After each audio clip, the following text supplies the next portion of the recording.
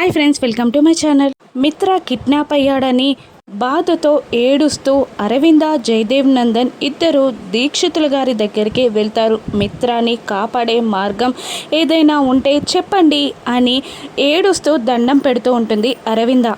నా మిత్రాన్ని మీరే ఈ గండం నుండి ఎలాగైనా బయటపడేయాలి దీక్షితులు గారు అని అరవింద ఏడుస్తూ దీక్షితులు గారిని వేడుకుంటూ ఉండగా ఒక మార్గం అయితే ఉంది అని దీక్షితులు గారు చెప్తూ ఉంటారు. ఏంటది? ఎంత కష్టమైనా నేను చేస్తాను అని అరవింద అంటూ ఉండగా వరలక్ష్మి వ్రతం అని దీక్షితులు గారు చెప్పేస్తారు. మరోవైపు రౌడీలు మిత్రాని తలపై బాదడంతో మిత్ర స్పృహ లేకుండా పడుంటాడు.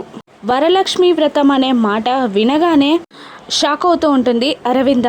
అది భార్య భర్త కోసం చేసే వ్రతం కదా అని అడుగుతుండగా, అవును, భర్త క్షేమం కోసం భార్య చేసే వ్రతమే అది.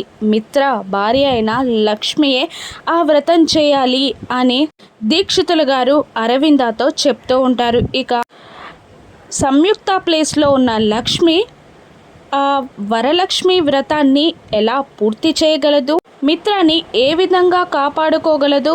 వరలక్ష్మి వ్రతం చేస్తే లక్ష్మి, సంయుక్త ఒకరే అని అందరూ తెలుసుకుంటారు కదా. ఈ సిచ్యువేషన్ నుండి లక్ష్మి ఏ విధంగా బయటపడనుందో రానున్న ఎపిసోడ్స్లో చూద్దాం. Thank you for watching.